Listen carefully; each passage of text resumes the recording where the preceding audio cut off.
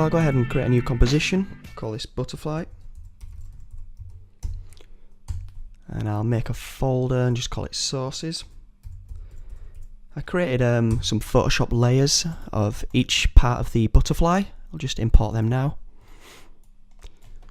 So you only need the body and the left and right wing. Drag them into your sources and then drag them into your butterfly comp. Turn them all into 3D layers, and I'll go to Layer, New, Null Object. You can hide that just so you don't see this silly red box here. I'll just quickly name this Animation. And I'm going to the Effects and Presets column and run a search for Slider Control. Drag that onto as Null Object. And we want 2 of these, so Command D or Control D to duplicate. We'll call the top one Flap, which is going to take care of the flapping wings animation. And the second one we'll call Speed, which is obviously the speed of the flapping animation. First thing we're going to do is twirl down this arrow here, and the same for the effects and flap. And what we're going to do is copy and paste an expression which I've also included in the project file. Here it is here. So we'll select all of that, copy, and go to our animation null object, hold down Alt and click on the slider stopwatch, paste it in there. You won't notice a change yet, but what we need to do is hit R to bring up the rotation parameters of the left wing, hold Alt and click on the Y rotation. Now you see this little whip icon here? We want to click and drag that right up to the slider. You can see it highlights. And do the exact same for the right wing.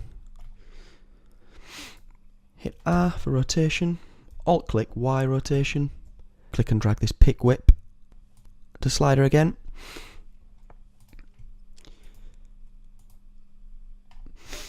And now what you want to do is go back to the null object and enter your chosen parameter for the speed. This can be whatever you want, but I find that 11 works quite well. And this is what we've got so far. As you can obviously see, there's a bizarre error. Both wings are animating in the same direction. There's a quick way to rectify this. If we go to the left wing and we bring up our expression here, and to have this particular wing animate in the opposite direction, we're going to hold Shift and click number 8 to bring up the asterisk, open bracket, -1, close bracket. And now it animates in the opposite direction. And that's basically our looped animation complete. Go back to his project and we'll create a new composition. Now we're going to drag his butterfly in there. And we'll make this a 3D layer. And this is basically where you're free to animate the butterfly in any shape or form you want, really. One thing you might notice if we just quickly rotate it around and we run through, the composition is still flat.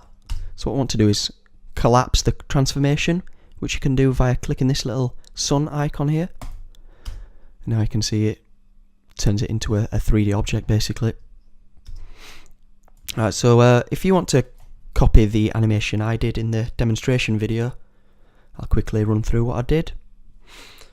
Set everything to 0 and we'll hit the stopwatch for rotation, hit P and the stopwatch for position, and we'll hit S for scale as well. Obviously you could also use a camera to animate the butterfly, but I prefer to animate this individually, so then that'll allow me to drag in another butterfly and animate that completely differently. Right, so we'll start off by getting the butterfly in a nice position. It will take you a while to get used to the rotation parameters. Figuring out which axis does what can be quite confusing at first. There we go, he's facing left. We'll just drag this keyframe right to the start. Right, we'll drag our butterfly right to the top and go forward about 10 frames. And now we'll drag it about there.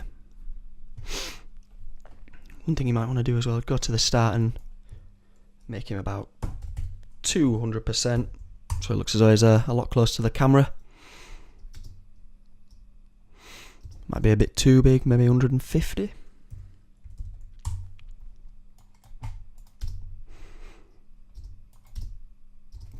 And strain back a bit. So he's dropping straight down, and then we'll go to about one second. We'll drag the butterfly towards the left, and we'll go to 120%. You can also add a bit of rotation as well. This is all trial and error. And we'll go to 2 second now. We'll turn the butterfly around and we'll change that to 100%. It basically looks like the butterfly is turning around and flying in the opposite direction. We'll go to about 4 seconds, and we'll drag the butterfly right over there, turn it around,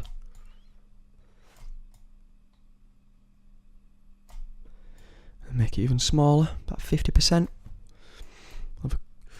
What I like to do as well is convert all the keyframes to easy ease, just to have a more fluid animation.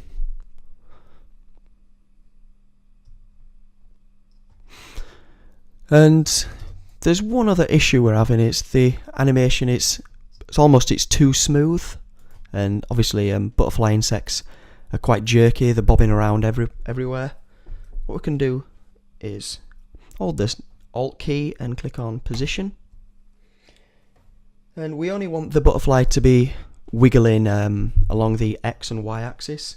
So what we'll do is we'll do a special expression. We'll hit W equals wiggle, open bracket, and I've gone for 3,80, close bracket and hit the semicolon.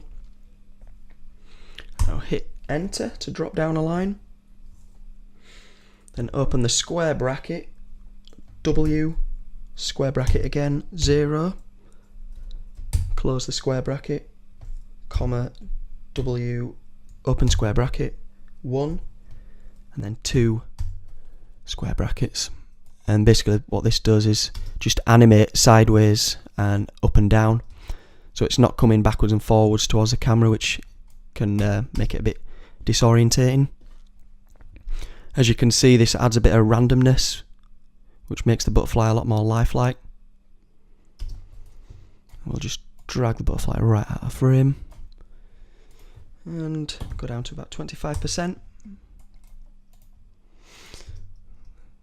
There's a bit of a weird animation right at the start. That can be easily changed if you select all of the position keyframes. If you're getting any kind of weird position animation where it's moving really quickly then stopping, select all your keyframes and go to keyframe interpolation and set that to linear. And that should sort it out. What you might want to do is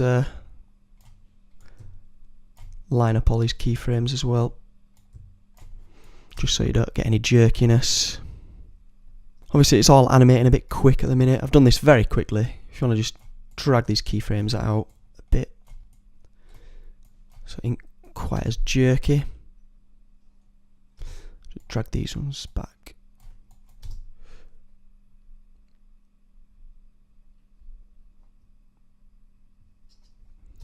I'll have a quick look what that looks like.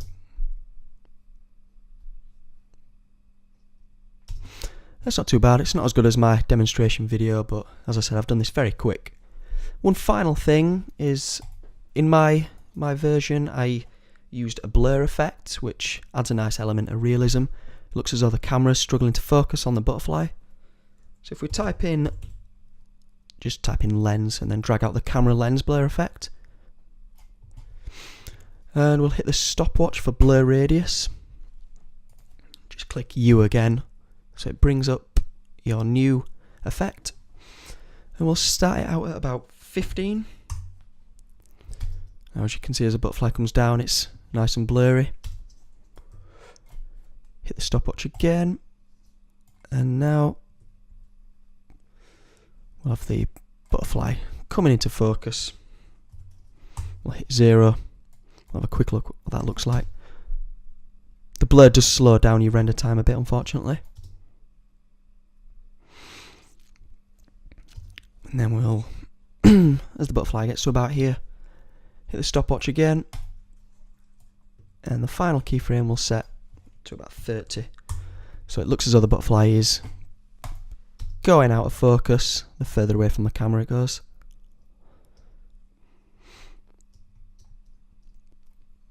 Yeah, that's it basically. Just play around with your position, rotation and scale parameters until you've got a cool realistic animation of the butterfly. And if you want to change the colour, it's very, very simple indeed. You just click on the butterfly and just drop on a quick hue or saturation, and then we'll see what colour you can get. There you go, any colour butterfly you want. Also, another thing as well, you can go into the PSD I've included, this butterfly. I've just cut this out of a photograph of a butterfly off Google, but you could get any butterfly you want. And you can get a variety of different shapes, or you could even use a dragonfly or some kind of weird bird. Anything with wings really will work. And then obviously you just replace your layers in the sources with your new insect, and that should work fine. Thanks for watching.